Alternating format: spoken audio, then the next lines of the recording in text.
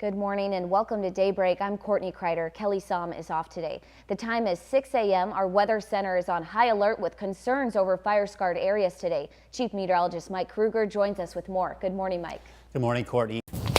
The fire's burning on both sides of Highway 70. Once you go a little north of Polga, I'm near the Bear Creek Bridge. You can see where this fire is somewhat taking off here on this ridge line.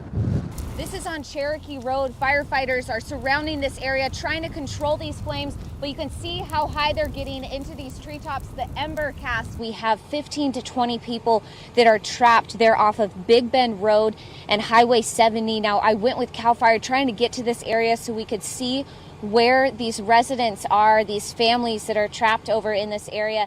5 out of these 6 windows in this pickup truck were blown out. Fire investigators trying to figure out what kind of extreme fire behavior made this happen. It's a mix of emotions today at fire camp for those firefighters who have been battling this devastating wildfire. Some are going home to their families and some will remain on the fire lines. Regardless, here's a little bit of what they wanted to relay to those back at home.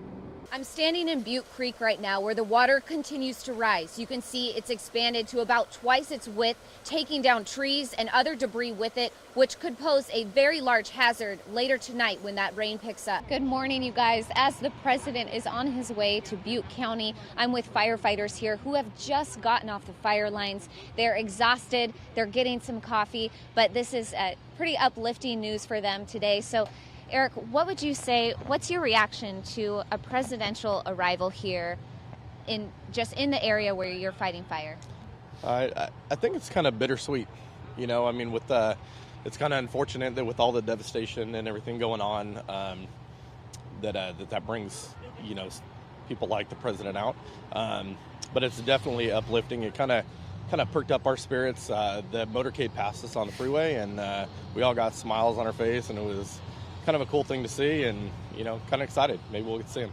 Yeah, it's pretty incredible what the community of Butte County has experienced, and then now getting all this support. I know people are just overwhelmed, humbled by the heroism, these survival stories. And what department are you guys out of?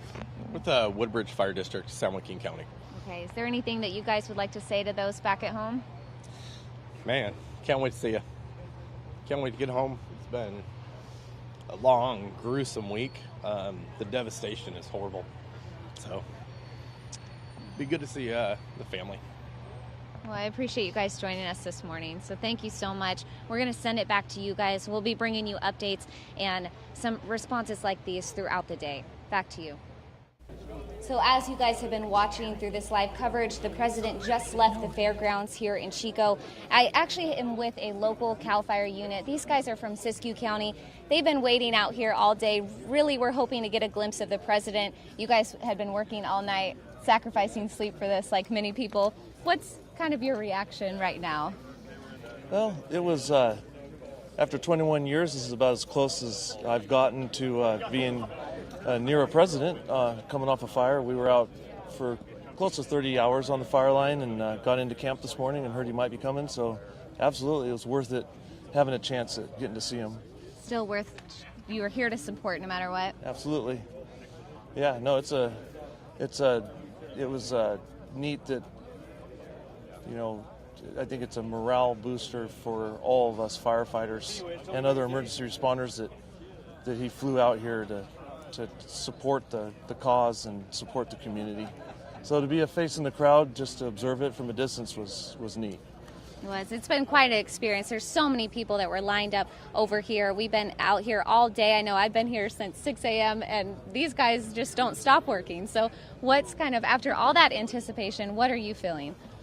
It's unfortunate, but you know, sometimes the president has to, he has things to do, so we understand that. But just glad that he came and show support, because he got some publicity, about the last couple of weeks as far as the whole Forest Service and CAL FIRE thing. So, but we just happy that he came out here in California and show some support. Right. And with that, you mentioned, the Forest Service state.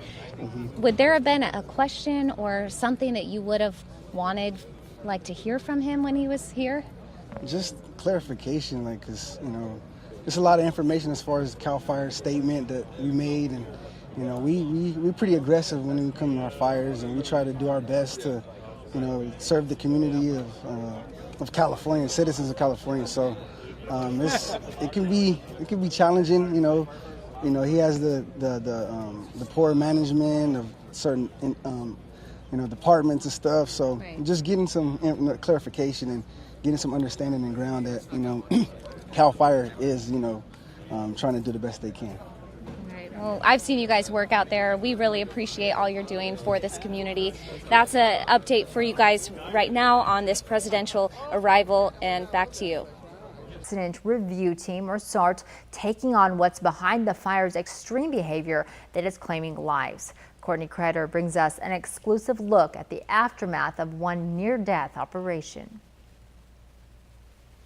What you're seeing here are two CAL FIRE vehicles that encountered extreme fire behavior. Two firefighter vehicles coming back with severe damage, unsafe to drive after serving as a bunker Thursday night during a rescue operation on the car fire. This vehicle is new within the last year. It looks like it's been through a battle. Firefighters breaching a torched area to save residents who chose to stay behind. 5 out of these 6 windows in this pickup truck were blown out. Fire investigators trying to figure out what kind of extreme fire behavior made this happen. Erratic winds and hot, dry conditions, firefighters describing a tornado of fire forming on multiple areas of Shasta County. First, jumping an arm of Whiskeytown Lake, wiping out the Oak Bottom Marina, then claiming Redding neighborhoods one by one. This home untouched by the flames, damaged by an uprooted oak tree instead. Those are all things that we look at and take into consideration when trying to reconstruct what took place during these tragic events. Whatever the extreme fire behavior is, it's ripping up asphalt, sending pieces through windshields like bullets. That's not fire marks, that's actual asphalt that is on the side of this vehicle. Flames jumped Highway 299, chasing them out.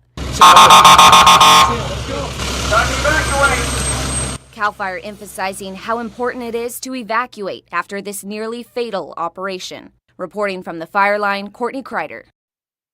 November 8th, a day Paradise police officer David Aiken will never forget. The sergeant got on the radio and said, basically, this whole neighborhood is a total loss.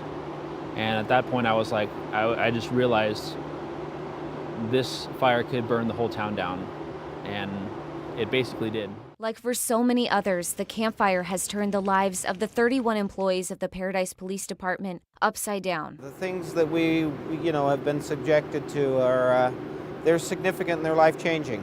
We have 17 employees at the station that have lost their homes, and each and every one of those have showed up on time, for duty, prepared to work. The work is tough, the losses pile up. Officer Matthew Gates recalls an emotional plea from a man asking Gates to save his mother, who had taken a turn down Circle Drive, a road that would offer no escape. When he told me that, I was like, they need to not go that way. If you can tell him, he couldn't talk to him on the phone. There was no cell service. The cry for help haunted Gates. For 2 days, he looked for the woman's remains, convinced she must be dead.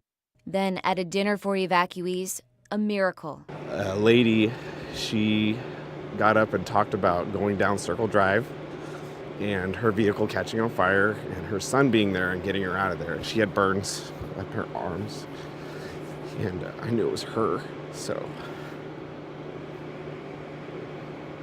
I went and gave her a hug because I had been looking for her body. Those small victories help officers continue to push through, finding a balance between a town that needs them and a family that needs them too. Everything is totally not normal for them because they're not at home anymore. My 3-year-old son keeps asking, why can't we just go home? And I don't know what to tell him. Home just isn't there anymore. Allison, there was a lot of anticipation wondering when the park would open. We first brought you that announcement last week, and now we're here today. The snow is fresh and the skiers are in high spirits. Nice to be back on the snow. It looks like a good start to the year, a lot better than we've had the last couple of years, so we're really looking forward to a good season. Freedom, nothing going through your mind, you and your board. That's it. Indulging into some fresh powder, first dibs on the Douglas Butte run at the Mount Shasta Ski Park was exactly what these skiers and boarders had in mind. Freedom, seemingly the same mindset altering the slopes. There's not a freer thing in the world besides like paragliding or flying or something. You know, you're just one with the elements. You get to be on the mountaintops, get to feel everything and go as fast as you want. Behind them, dozens of other skiers who've been waiting to breathe in that fresh mountain air. Opening day bringing several people to the mountain, a dream come true to General Manager Richard Coots, who's been anxiously waiting for the snow. Thanks to a couple decent storms, the park opened 2 weeks earlier than anticipated. They made snow only 2 of those days. But as quickly as the snow falls, Coots knows it could melt. If you don't have snowmaking, it's a struggle. You know, Mother Nature hasn't been cooperating with us in the last few years. 15 out of the 32 runs open on Tuesday. They're hoping to blanket the rest of the park with snow come Friday, depending on Mother Nature, of course. We always take the opportunity, the moment. We never pass up an opportunity to make snow at this resort. It's the difference between being open and closing. If you guys missed opening day, it's no problem. These lifts are back up and running tomorrow at 9 a.m. Reporting at 6,700 feet, I'm Courtney KREIDER, KRCR News Channel 7.